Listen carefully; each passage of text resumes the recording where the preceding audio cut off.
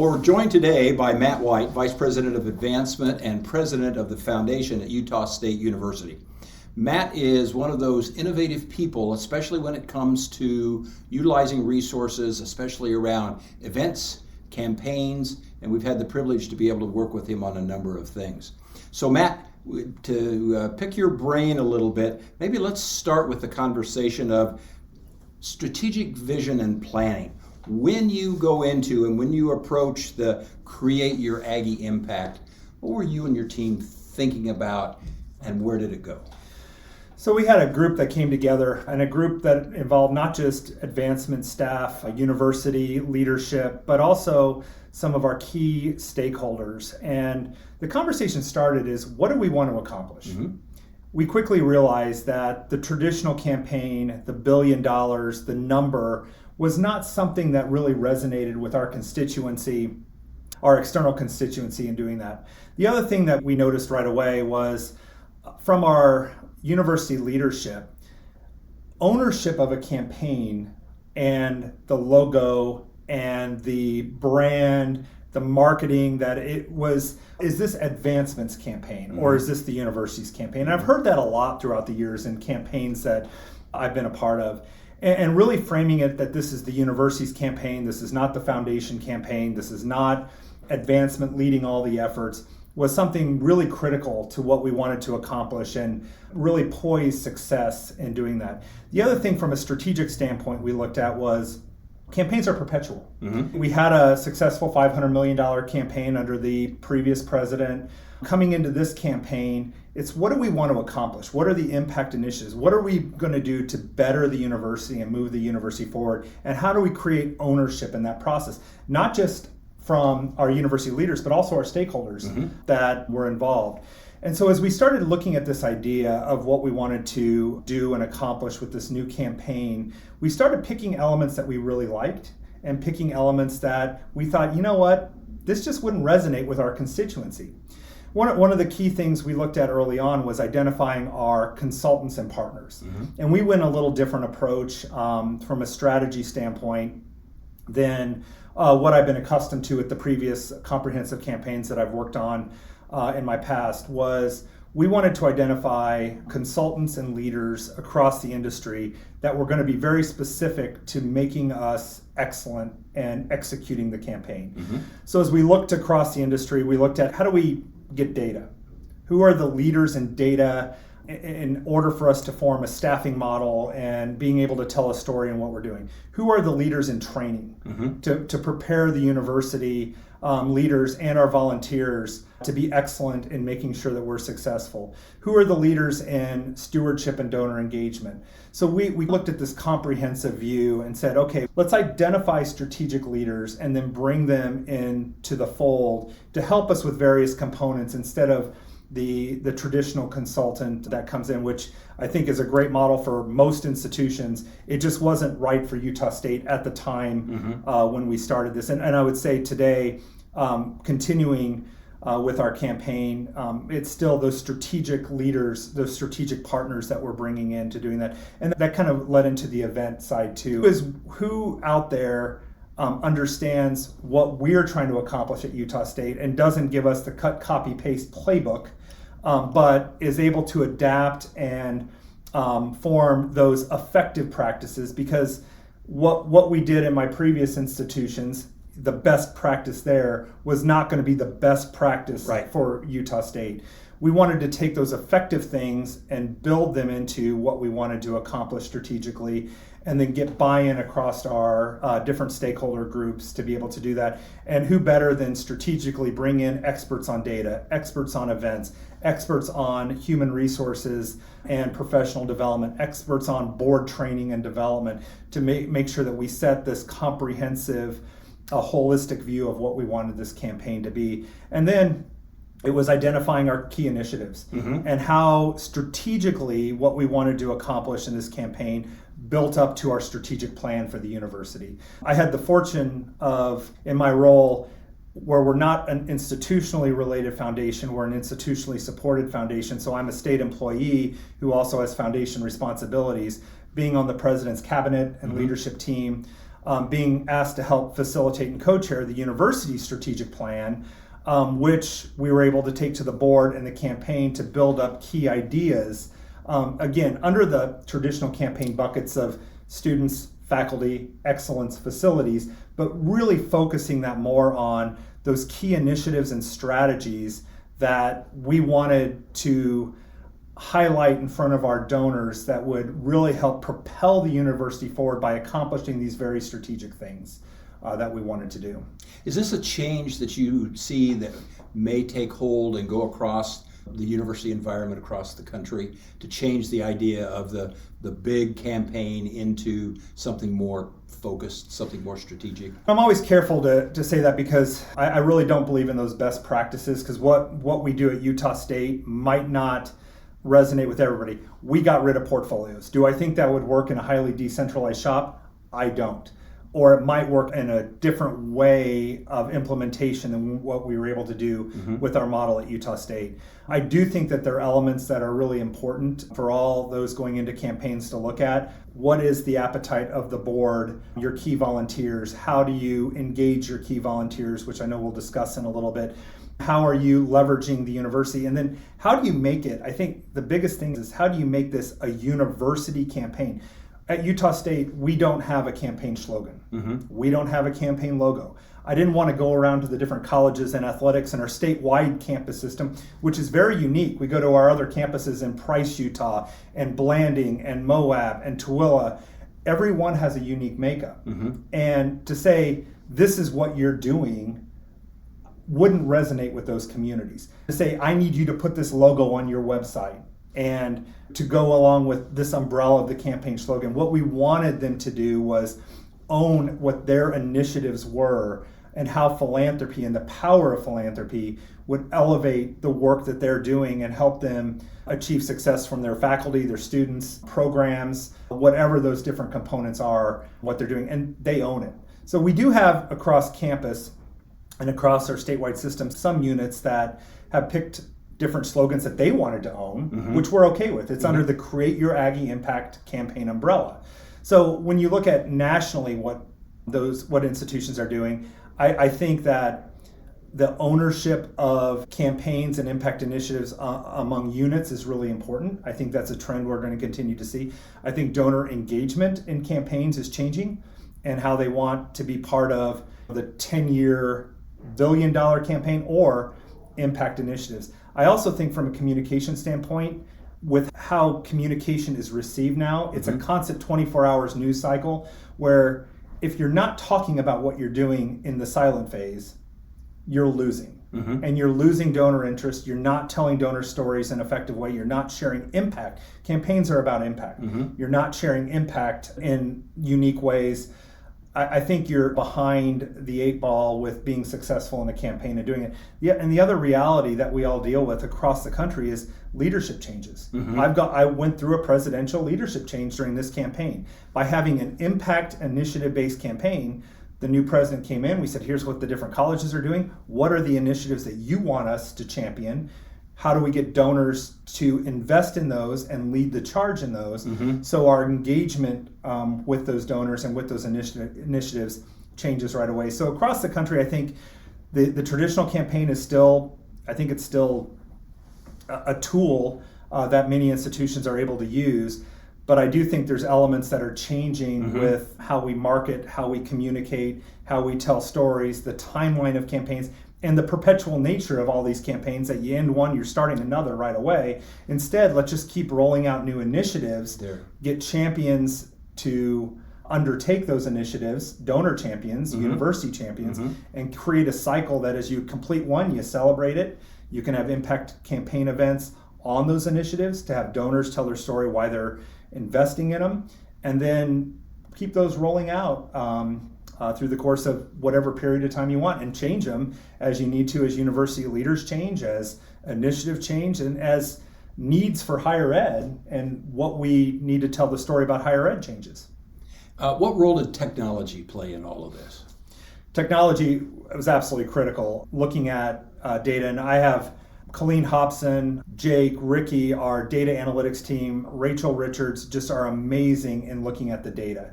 and developing dashboards and how we tell our story through data.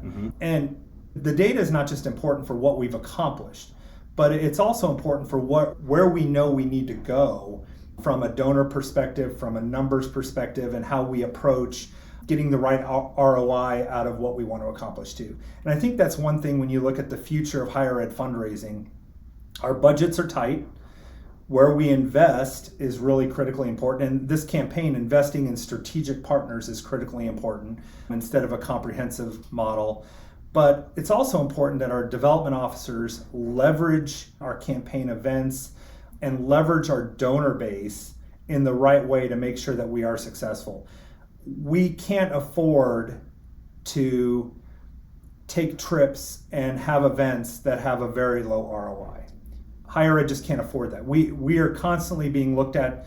I'm being looked at by my board to say, what was the ROI of what you're doing?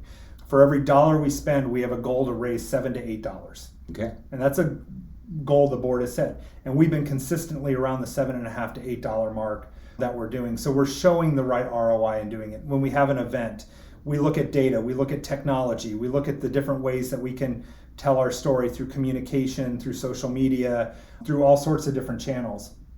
And when we have that event, what is the ROI leading up to it? How are we engaging our key constituencies? And then how are we following up and tracking our engagement with those who attended and those who were engaged in those initiatives that we've laid out? You mentioned your gift officers and your stakeholders. What was the process of engaging them and making them a part of this endeavor? So they were engaged in a lot of ways. One is helping shape that message with their deans. We didn't do the traditional campaign book that laid out, because they change. Yeah. As soon as you print them, you have a dean change, and that one college is out of date. So our development officers took a leadership role in helping develop and working with our communications team, not just Advancement's communication team, the university's communication team, but also the college, in helping identify opportunities with the dean and helping them identify key champions for those opportunities as well. So in traditional campaigns, we have our campaign work groups. We have all that have been rolling on for the last couple years. And our development officers have been a part of that all along.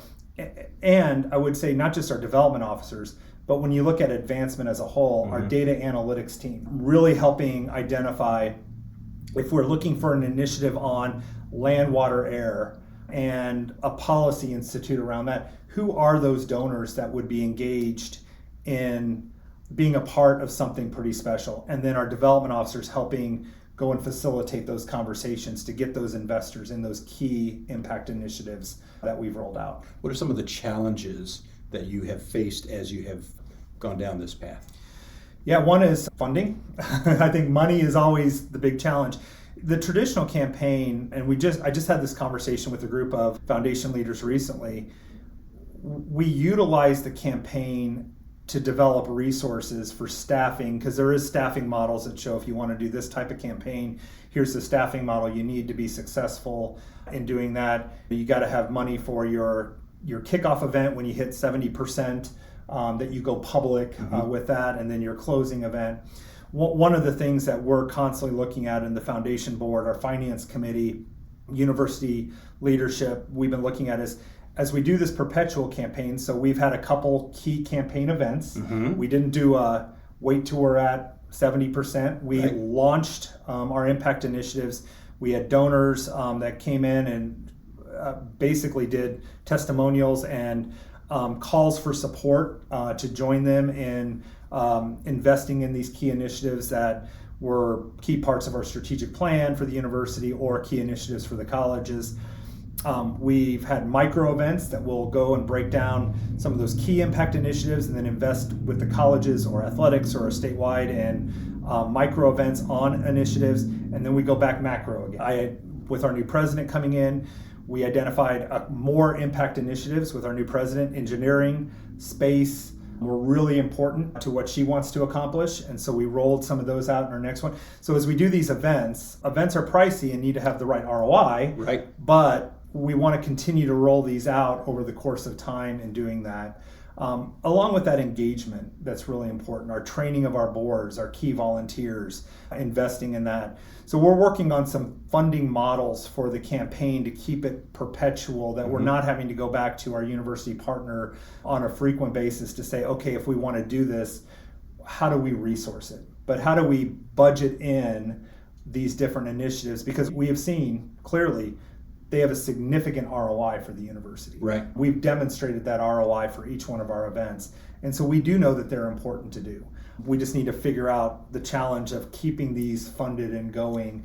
And what we've also noticed as a challenge is, because we've had 2 successful impact initiative events and several micro events, which we partnered with Advancement Resources on those, we have partners coming to us wanting us to support their events because they know that they're done well, they're done right, they have the right engagement, and they have the right results. So when we try to identify 4 that we want to highlight at these events, we're getting more requests than just 4. And how to navigate those conversations that they didn't bubble up as the most important for this event, but they're still incredibly important for what we want to do. That's a challenge that we're working through as well. Yeah. What have been some of the biggest surprises that you've encountered, both from stakeholders, from donors, from even your team? From donors, and we just had this very recently with the campaign event we did in June of 2024 this year, was we had donors that asked us the timing of the event, and we weren't even highlighting the big initiative as one of our 4 impact initiatives, but they wanted to invest at the timing of the event so we can announce that initiative at least there, and then do a micro event. So a surprise is that this has really resonated with our donors who are championing. Again, it's not the donor thing that they just want to do. These are university priorities that the donors, our donors and our advocates and advisors, really feel passionate about in accomplishing, that they're wanting to leverage these events on the timing of their major donation so we can announce it in a broad audience and then commit to doing a micro campaign initiative event with that as well. So that's been a surprise. The other thing too is doing several campaigns, university leaders really being a part of the campaign. I've been, I don't want to say surprised, but really appreciative of the support from our deans, from university leadership, from our board members in executing this campaign and wanting to be a part of it. Not saying this is this is Advancement's campaign or the foundation's campaign, but saying, no, this is our campaign. We're owning these initiatives. And they're a surprise that, again, shouldn't be a surprise, is they're owning us to the point that they're driving that success for these initiatives and what they want to accomplish. That's great. I'm going to go back to that measurement idea a little bit. You talked about the ROI, you've set goals, you're hitting those goals. Who measures that? Who sets up the criteria? Is that your data analytics people? How does that work? So as we measure success, I think there's different ways that we look at it. One is we work with the colleges, the deans, the different unit leads to say, what is it you want to accomplish? So one of the things that we're positioning now is we've done a lot of feasibility studies. Again, our great data analytics team, we've come up with criteria on what is feasible to raise. So let's go back to that measurement, that ROI that you talked about. How's that set up? Do you work with your data analytics team? How's that measurement done? So I think there's a variety of ways that we look at measuring our success and data. One is the data analytics team, but also working with our colleges, the units across our statewide system, athletics, on what is it they want to accomplish? What is it they need to be successful? But what we've been able to do, our data analytics team has come up with a customized feasibility study model that we've rolled out across campus. So as we look at a campaign, we look at our athletics major campaign impact initiative as part of the Aggie Impact campaign that we want to accomplish. We're able to put feasibility behind it. One thing that we've been able to showcase and really show our university partners in this feasibility process is our level of accuracy in what we've been able to do. So far, we're, knock on wood, we're 100% able to complete and raise money for what we have indicated as feasible to raise money for. And these aren't just easy cakewalk goals, right. But we're saying that if we want to raise 125 million, this is what we have, this is what we need, and then customize it to, when you look at your donor base and you look at analytics, you have a lot of people who are engaged, but what is the likelihood of somebody being engaged at that particular project at this particular time? And we've been able to look at characteristics and demographics to be able to say, hey, this person is a high likelihood or this person is a low likelihood because of timing, because of what we know, and because of other indicators that are put into our database to be able to. So we work with our colleges on setting that and then test the feasibility, say, okay, what is the likelihood we're able to complete that impact initiative amount that we're doing. Some of our units have said, yeah, we understand that this is a risk. We want to go big. So we'll support that, but we'll say that the likelihood is we're probably going to be in this range. If you want to get in this range, you got to find a major investor to be able to do that. And that was true with our athletics campaign. And fortunately, we have two incredibly generous individuals that stepped up at an 8-figure level that we feel very comfortable we can get to that amount now. Without those two individuals, it would have been really challenging to do it. And they've been leading through their advocacy others to invest alongside them in, so they're like our campaign chairs for that initiative. So when we look at analytics and we look at how we measure success, we look at that, and then we have extensive dashboards that we've developed in Tableau that we're able to look at the different categories. We do have a build up to our strategic plan, and we have a build down to at the individual level for those impact initiatives. We meet regularly with our analytics team to go over those, to see what we're missing, have conversations on what bucket does this gift go into, how do we show impact and talk about impact of that. So those are all things we look at measuring success. We also look at leading up to an event.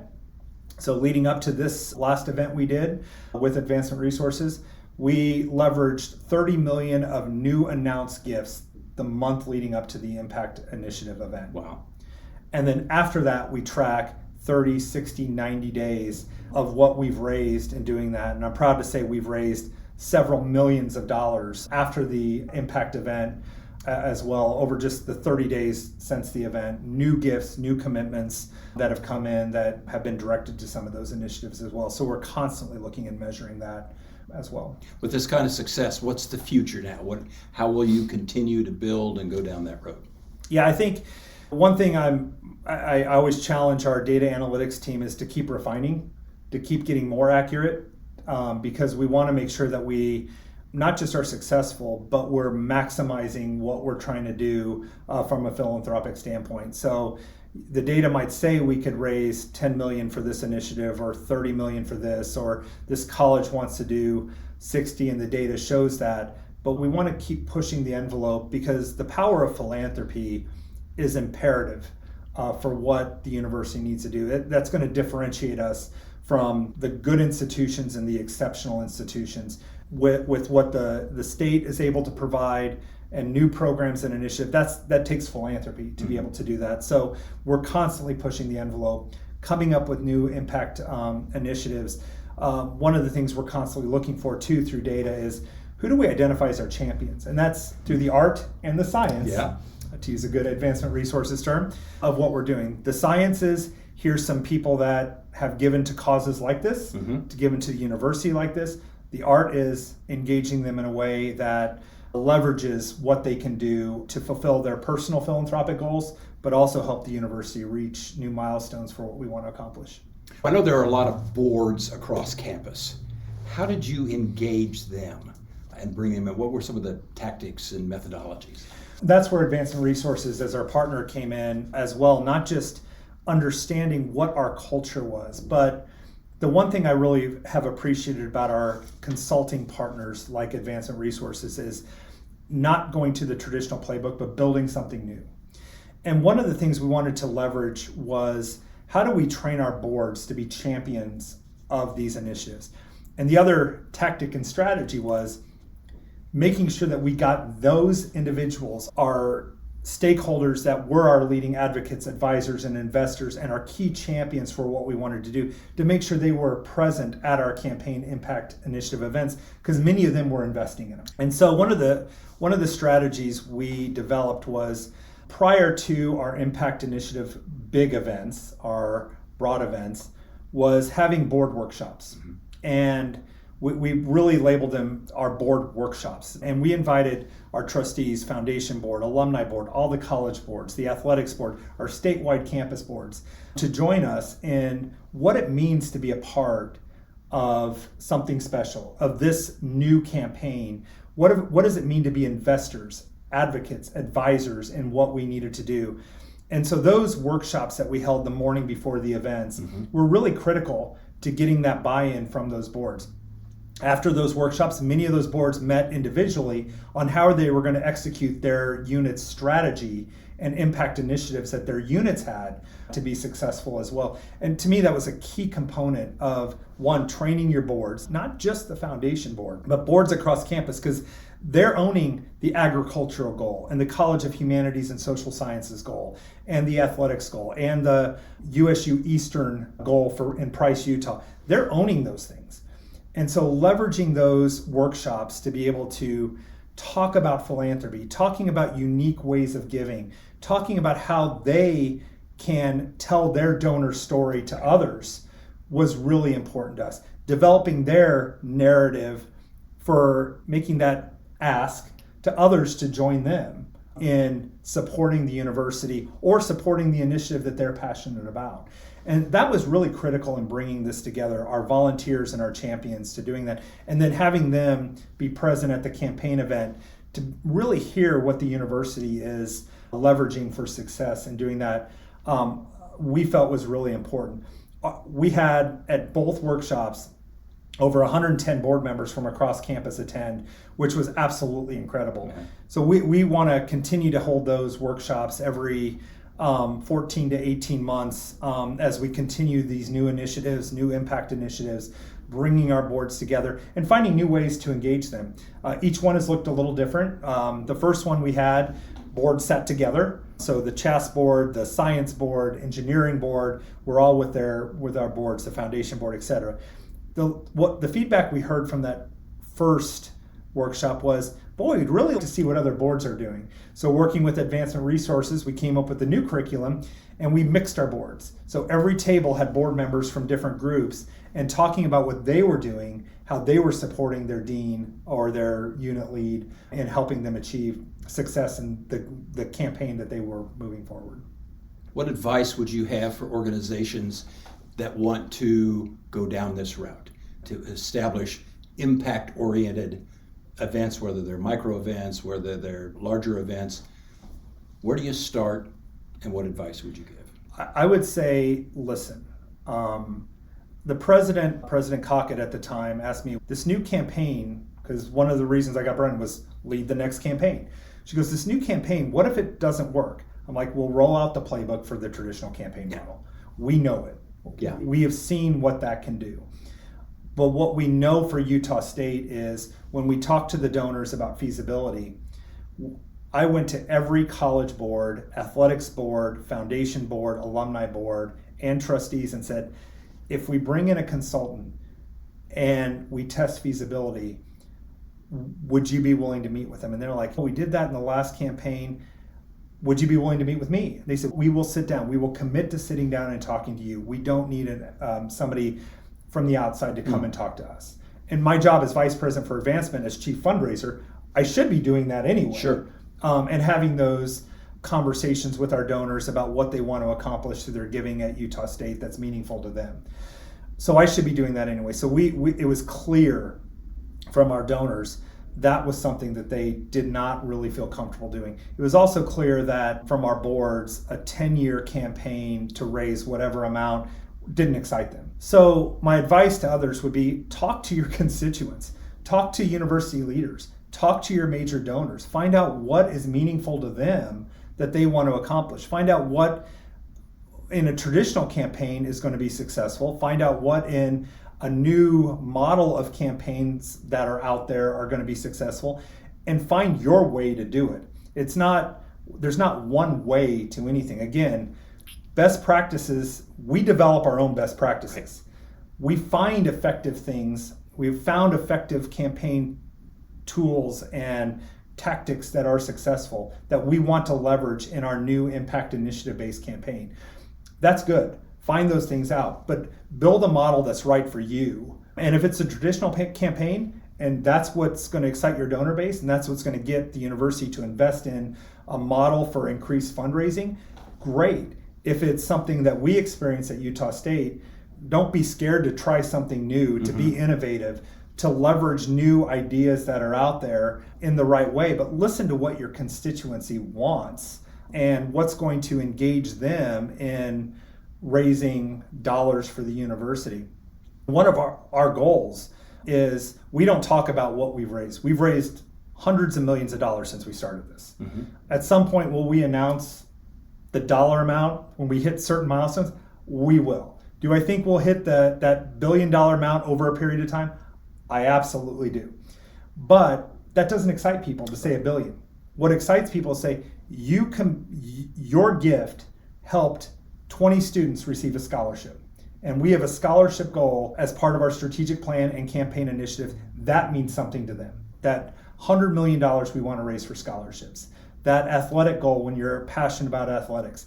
That research goal if you're passionate about research. Those mean something. Our foundation, when we started this, we were raising about $30 million a year. We're now averaging about $70 million a year. Our goal is to get to 70 to 100 million sustained fundraising production each year.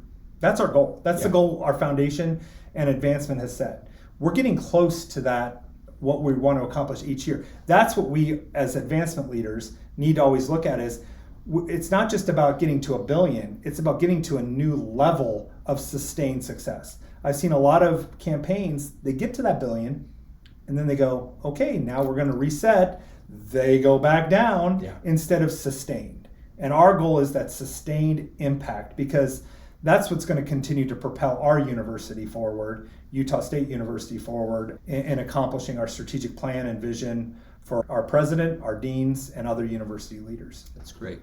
Matt, the one you've been so articulate and you've covered so many topics. Thank you so much. My one question that's missing is, how does it feel? How does it feel to accomplish this? How does it feel to be innovative and go out of the box and have it work really well? You've given us some great advice for other people in your position to step up. So this part is more like I'd inspire them too on a personal level. Yeah. Looking at some of my mentors, Greg Willems at K-State, John Morris at Texas A&M, Martin Liefeld, who's with the Mizzou system, Sheila Mannion with SLU, they were all innovative. And what it feels really good is being able to take those experiences working with other exceptional higher education fundraisers and being able to take parts of it and implementing new ideas. We say all the time at Utah State, we're not fundraising for the 1990s. We're fundraising for the 2030s and 2040s.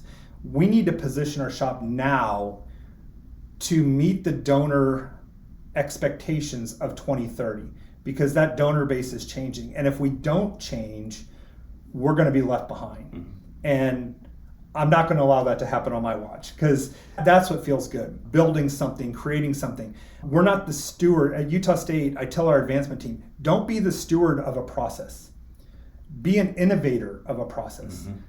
Think of ways that we can leverage what we want to accomplish, that we might try something and it doesn't work. Again, it's what I told President Cockett was, if it doesn't work, we'll roll out the traditional playbook.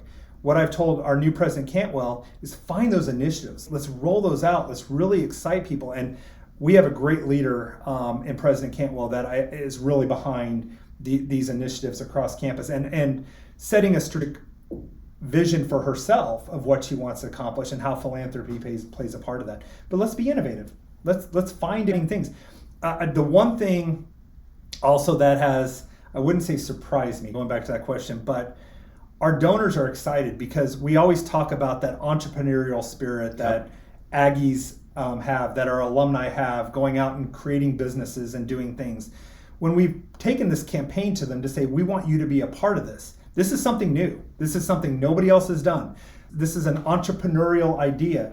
They get really excited to be a part of it instead of, okay, we're rolling out a new campaign. We'll talk to you in 6 months, in 6 years when we hit 70% or whatever that timeline is. They're excited about it. Yeah. And that really excites me to see that level of engagement that our donors, our volunteers are bringing to it. So they're raising their hand and saying, I want to champion this initiative. We've had several that we've highlighted at our Advancement Resources campaign events that our donors memorized a TED Talk on why it was important. Our donors invested in something and then stood up and said why it is important for others to join them in doing it. That's powerful. That is. And that's what really excites me. And that's something I think that when you get to that level of engagement with your constituency, it does have meaning. And that's what we're all here to do, is create that meaning, create that impact, and leave our institutions better than when we got here. Fantastic. Yeah, it's beautiful. That was. Thank you. So much. One of the reasons I like working with you.